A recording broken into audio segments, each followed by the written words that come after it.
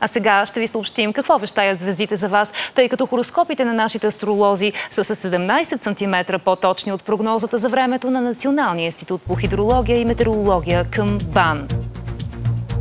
Овен. Ще претърпите разочарование, осъзнавайки, че мазнините, които така умело трупахте последните месеци, с нищо не ви помагат срещу студа. Телец.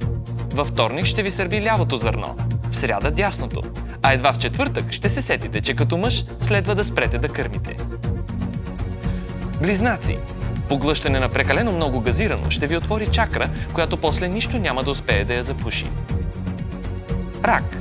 Най-ненадейно, докато говорите по мобилния си телефон, Кевор Кеворкян ще ви целуне страстно с език. Лъв. Правите следобедна дрямка на работното си място в порядъка от 2-3 часа, оправдавайки се пред работодателя, че така сте свикнали от малки и е късно да си сменяте навиците. Дева.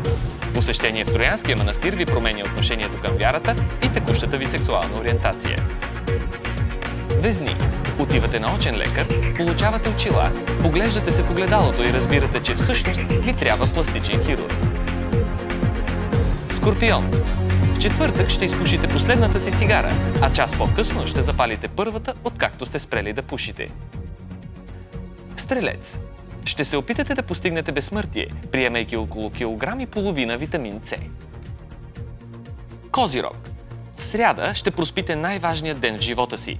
След това повече никога няма да имате важни дни, нито пък кой знае какъв живот. Водолей. Животът ви поднася лимони.